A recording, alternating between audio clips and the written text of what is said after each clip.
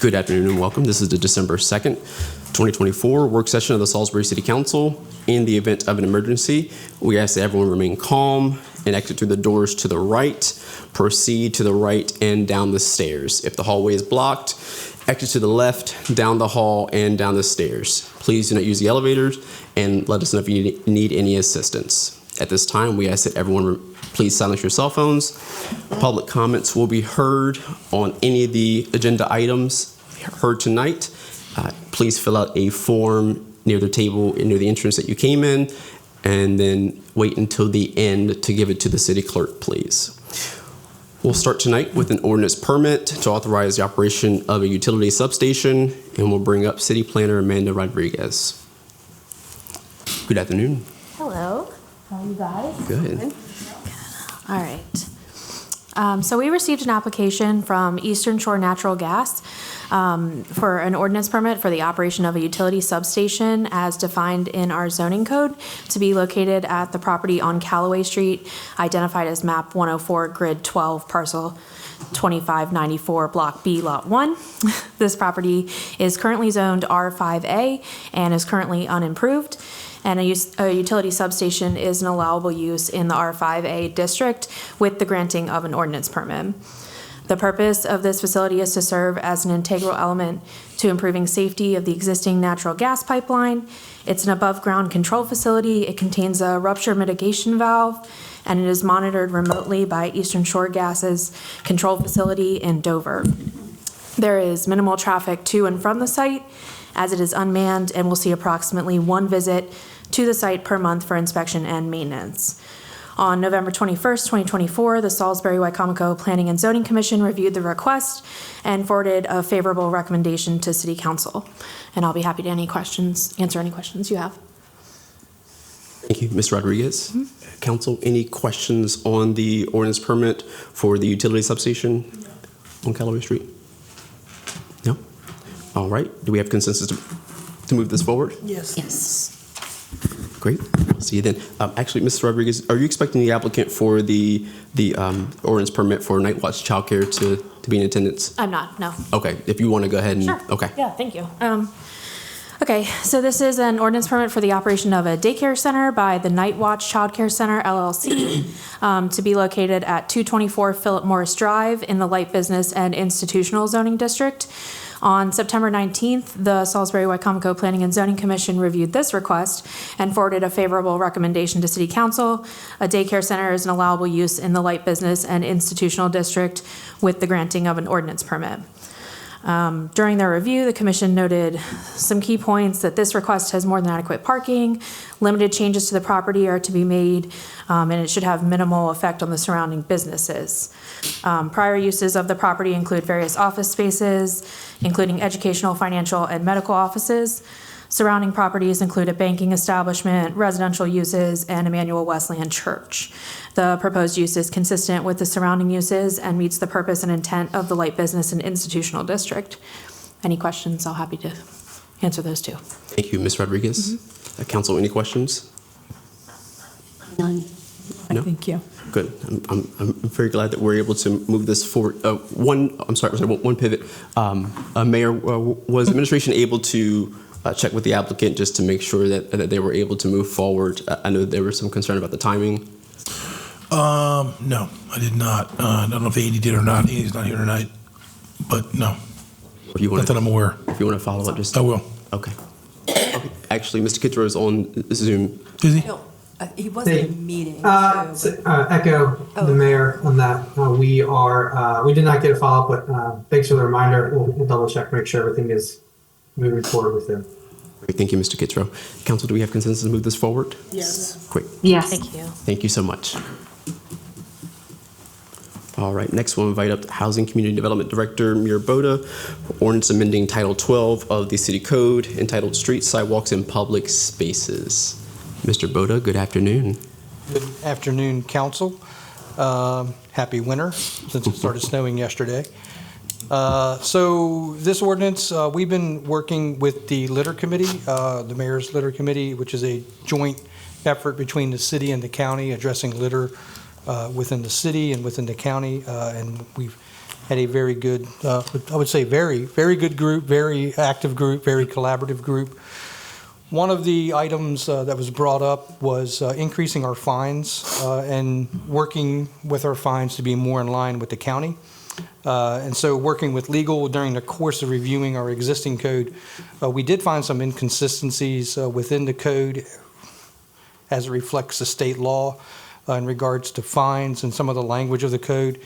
And so there were some items were in different chapters. So one of the things we've done is we've increased the maximum fine allowed for all municipal and civil zoning violations from $500 to $1,000. There was some enabling legislation a couple of years ago from the state that did that. And then in a meeting I had last month, looks like there's an effort among the municipalities to increase that even further, and maybe next year or following state legislative session to go even higher on certain types of violations. Specifically, there's some things that the state does not enforce, and so a lot of stuff in the past 10 to 15 years is referred it to the municipality or the county. So those are some things we'll be keeping an eye on that. So what this does, this is going to help create some consistency throughout the code, and again updating to reflect state law, which caps fines now at $1,000 for municipalities and counties. This would move all litter violations into one chapter, and then it's going to specify the fine amount in the sentencing part in the code of each violation, so it's clear what the fine is for that specific violation. And then we expanded the language a little bit on the littering in the Wycomico River and its tributaries. So any questions? Yeah, I do have. Sure. Okay, how are we going about doing this? Are we doing it, the properties itself, or wherever the litter is? So there's, one example would be if an officer sees somebody throw something from a vehicle. Okay. They can pull that vehicle over and they can issue them a fine. If we're investigating, as we've had some issues with properties that kind of border the tributaries that flow into the river, where those responsible for the properties have allowed debris or trash or other items to either fall into the tributary or in a position where they can fall into a tributary, we have a little more teeth on addressing that issue, because currently it's like a $25 fine, which is nothing for something that is major. One of the things, if you look earlier this year when they had the flooding over Route 13, part of that was caused by tires that had ended up blocking a culvert further down. And so the maximum fine that we could do for somebody for that is $25. So if we had uncovered who had done it, that's the current code. And that created a significant safety situation for the fire department to be able to reach the north part of town, because they had to turn everything over to Delmar at that time to respond to calls. So some of that, this will help give us some teeth when we identify those situations. April. Yeah, I was going to say, through this process, we've identified now 4 or 5 locations where there's repetitive littering, and we wanted some teeth to go back. For example, like, I don't want to say them online, but behind Cookout, for example, there's repetitive people going back there. And so what we're doing now is holding the management responsible. Say, listen, this is part of your property. I know you're your customers, and they're leaving it, but. And so we want to be able to go, hey, listen, we're going to give you a little bit of a window here, but you got to take care of this stuff. So. But my question also is in personal, private property included in this? So when I'm saying if I had a house and it was cluttered, waste, whatever, would they be included in this finding? If you had a Ring video that showed somebody clearly throwing something on your property and you called the police and they could identify that person. You mean by the property owner or the person that lives? I'm talking about the property owner. Yeah, that's a good question. Yeah. I mean, it depends on. Can you litter your own? It depends on the situation. So we've had some situations where there was some property that we found multiple violations on, and right behind that property was an embankment. and down that embankment, they had been doing some work, and some debris had gone over that edge. So that property owner, even though there's a business there, that property owner is who we cite for that issue. Through an investigation like that, on that particular violation, which is more along the Wacomico River tributary violation.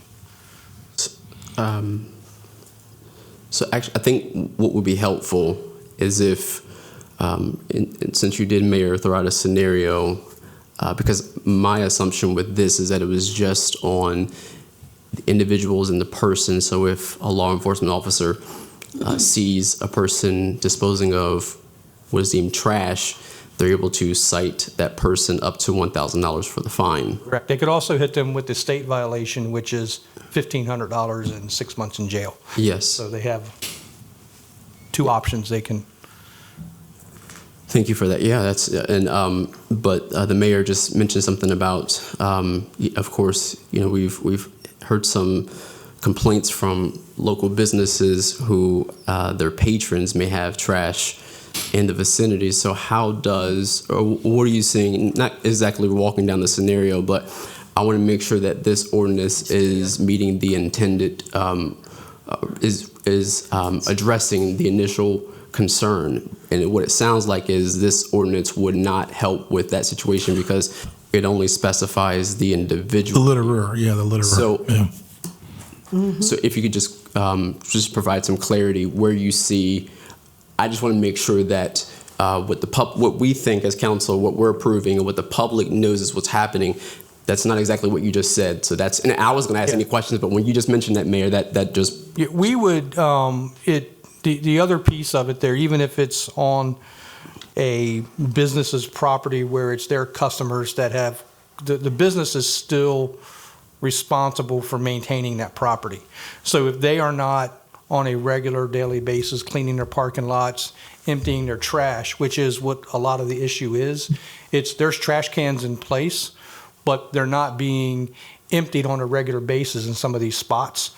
That would fall under, we would issue them a rubbish citation. Yeah. Under our property maintenance code. So that's more where that would come if there was a complaint on holding the property owner for not maintaining that property. I think what we were trying to say is that we could potentially camp out there and cite people individually for dropping trash on property, which they don't want either. So we're trying to tie it together. To your point, rubbish on your property is illegal. Dropping trash on the property is illegal. So we could just go there on a Friday night when everybody's hanging out, throwing trash on the ground. We could cite them, which they don't. The customer doesn't. I mean, the restaurant doesn't want. So it's just another tool in the toolbox. But no, I'm not saying that trash in accumulated areas are being solved by this ordinance. That was my question. Yeah. That's my question. Yeah, that's typically handled under our rubbish code. So if we go Gotcha. to a property where somebody's dumped couches and stuff. Yeah. And not to because now we're leading astray. Okay, so if we want to back up because so with this ordinance, so you're saying, Mr. Mayor, that this ordinance would not, an individual or commercial property cannot be affected with this ordinance. You're not able to cite necessarily. This is not adding more teeth to be able to cite a business owner because of this ordinance. Right. Exactly. Okay. So if I went up to Cookout tonight, I'm sorry. Yes. If I went up to Cookout, I'm sorry. It's just an individual. Well, I think Mr. Kistor had something.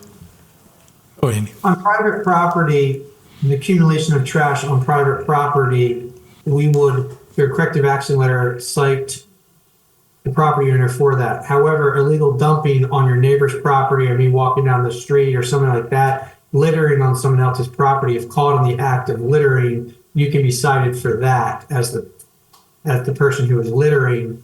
But the accumulation of trash is the property maintenance code management. So, Sean, hopefully that clarifies that the person who is committing the act would be cited for littering. The person who is accumulating the trash, the different part of the code that would Okay, I get it. After the fact. I get it.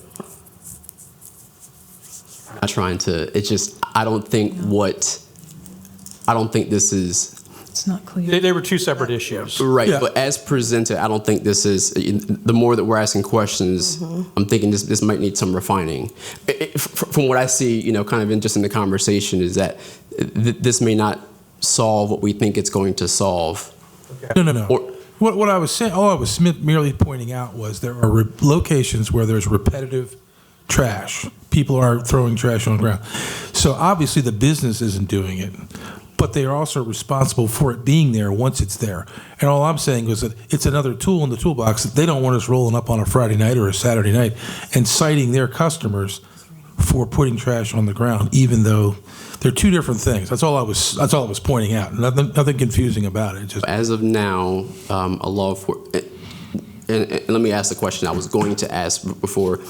This is not like the parking ordinance we changed where we're allowing persons in your department and the fire department. This is just law enforcement. This is just Salisbury Police Department. Littering is more, like on the streets and sidewalk is more police. If Okay. somebody, and then the prohibition of littering from vehicles, again, that would be police. Police, okay. And then the prohibition of littering in the Wacomico River, that would be HCDD. So that's more of if we have a complaint or something where Somebody calls in. clearly it's come from that property. If you have a tire business and there's a bunch of tires down in there. Gotcha. one So plus two. and where I think it might need some refining, because I remember hearing when these they were working out with the state,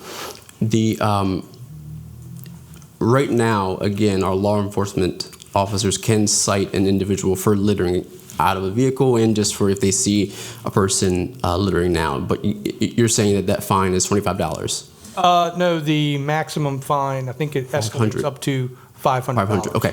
Do you know or do you have the statistics? I don't think we have any administration from the police department. I mean, do we do the numbers on those statistics on how many citations we've issued now to see if this is even going to help that? We've not had any, and I've talked to Chief about it. I mean, it's not something that they technically write a lot of. Okay. I mean, this would be more, if they saw something, and they go into the code, this is one option they have. I mean, currently in the code, it's $500 for any single infraction on that particular item, and then the same for the other, the littering on the streets and sidewalks. That is currently it's $500. So. Right. Yes. Regarding sidewalks, littering, that kind of thing. So in other words, if there's a lot of littering in front of my house, then am I cited? You didn't see who put it there? Am I cited on that? Because that isn't necessarily under property maintenance if somebody's decided just to throw things out. That's one thing. The other thing is there is a huge amount of trash by the railroad tracks. And is the city responsible for clearing all of that out? Because, I mean, Technically, the railroad is responsible for that property. so here's my question. Yeah. Why hasn't anything been done about it? Because the litter by the railroads has been there forever, in my opinion. Yeah. And when I say forever, it's being dramatic. Sure. But No, it's there every yeah. single day. Now, who puts it there? I don't know. I know that particularly near Halo and that stretch between Halo and West College, there's an abundance of trash. Now, does that in turn, like for instance, if it's behind Minuteman and does his property go across the road there? Or again, is that, because the railroad, if they're responsible, I would recommend that they be notified that they do something. When in the past, when our department has attempted to notify the railroad, they generally ignore anything that we send to them. And our litter committee has hit that several times, and it would be like a week later, and it's back. It's unreal. Yeah, it's unbelievable. And a lot of it is homelessness. But do we send citations? Yeah. Well, How can the railroad ignore it? I'm Yeah, sorry. do you send citations to them though? So that's as council will tell you, that they have a lot of insulation from monitoring from city municipalities or county municipalities. Okay, all right. I just wanted to bring it up. Thank you. And just to realize, and that was my question that I asked again. So yes, we are doubling the fine for some of these citations now, but if the vehicle one, which I have some about kind of causation, but if that one was already $500 and we're not seeing many citations being issued, I just want to make sure that I just want to make sure that this is going to be a meaningful addition to the code. If this is not just cleanup, I understand that some of this was to get some consistency and reflect state law, but it did bring up some questions, where it came from the business owner. So I'm just wondering if, is there any way that we can amend or, alter the language here to either address something with the corporate and the business owner, or if we should do some fine tuning just to As make. far as the littering, again, that is handled under a different portion of the code. So it would be more following the corrective action letter. Okay. This would actually take, if an officer was driving by and he saw somebody throw some stuff, he could address it at that point if they weren't on another call. So again, it's similar to when we passed the public smoking ban. I mean, I don't think that they have ever written that, but that was banning smoking into parks and on public sidewalks and stuff like that. So it's, again, this is more of also helping create a message of that, we do take it seriously. And it's trying to do some consistent messaging with the county because their fines are at 1,000. So we were trying to be at 1,000 with them as well. And final question for me, how would if there's a person who's deemed unhoused and they have belongings somewhere, I just want to make sure that this doesn't end up, they're already vulnerable in a way. So I want to make sure that this doesn't affect them if their belongings are set somewhere, or if they are, actually disposing of things. But if their belongings are just one place for a moment, and then they go back to retrieve them, I want to make sure that this isn't going to in some way harm them. So again, that depends on where the belongings are, what property they're on. Generally, in a couple of situations, we had some stuff sitting on a piece of property downtown. They were there for days and days and days. We did a notice on the property, and it gives them a certain amount of time to remove the items. But that corrective action letter goes to the property owner. Okay. So whoever owns the property is responsible for maintaining the property. And that's the same thing if it's on public property. We generally put notices there that it can't be here.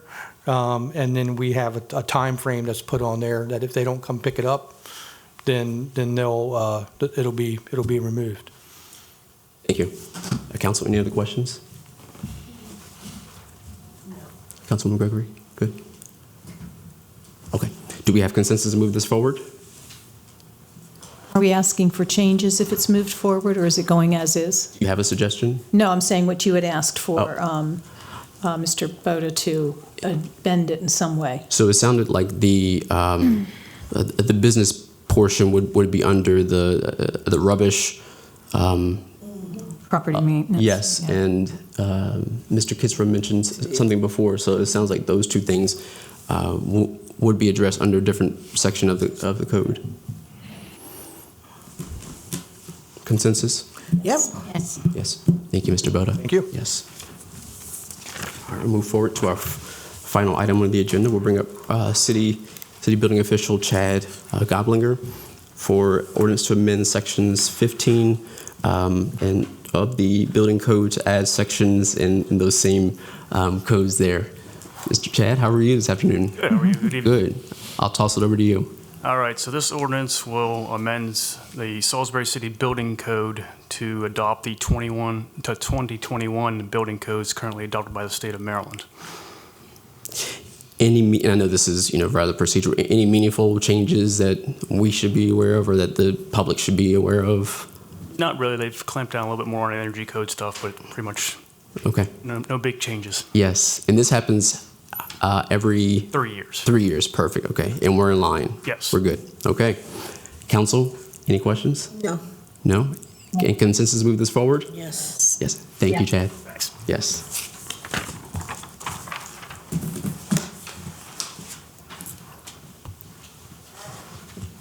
Thank you. At this time, we'll move forward to the public comment portion of the agenda. Again, you have 3 minutes to speak. And reminder, please state your name and your whether you're a city resident or your business organization of affiliation. Joe Schiaffino.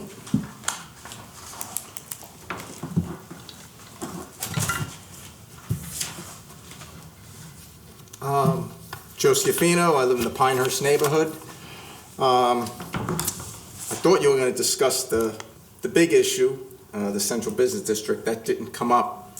But under the building code section, since it's related, what I want to say will be a general. So as a council, you have a lot of tools at your disposal to make good decisions. You have professionals that you've hired to help you make, because, for example, traffic impact studies. I'm not an expert. I don't know anybody on council is an expert, but we have experts that do that. The city employs the Department of Infrastructure and Development that is there to assist you to provide information for you to make good decisions. And what I would urge is that you use those tools and to help you arrive at those decisions. Thank you.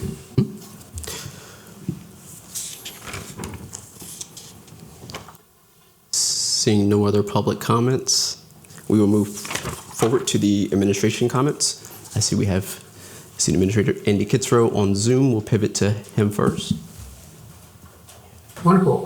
Just a couple things. I think we had a pretty successful Small Business Saturday this past weekend. So hopefully we had good foot traffic for everybody's business downtown, and also just wanted to say thank you to everybody who put that on. Shout out to Derek Jarman, our Economic Development Manager, who spearheaded that effort. So that turned out to be fruitful for all the downtown businesses. The other thing is this Saturday night, 4 to 7 p.m. downtown, is our holiday light celebration. So again, more shopping, live music, and some lighting for Christmas trees and other items. So please join us this weekend. Thank you. Thank you, Mr. Kitzrow. All right. Just want to remind everybody who works for the city, we got our holiday party this Friday night. Looking forward to that. And some awards given out. And so it's a good time for us all to get together, celebrate the holidays together. So that's all I got. Thank you. And we'll move forward to council comments. We'll start with Councilwoman Gregory. Hey, everybody. Appreciate your patience while I'm on Zoom. We are in Baltimore, and I'm going to take this opportunity to be relevant about it and say, please go to covidtests.gov. You can get a free COVID tests, four tests per household. Please sign up and get them. COVID is going around. It is not fun.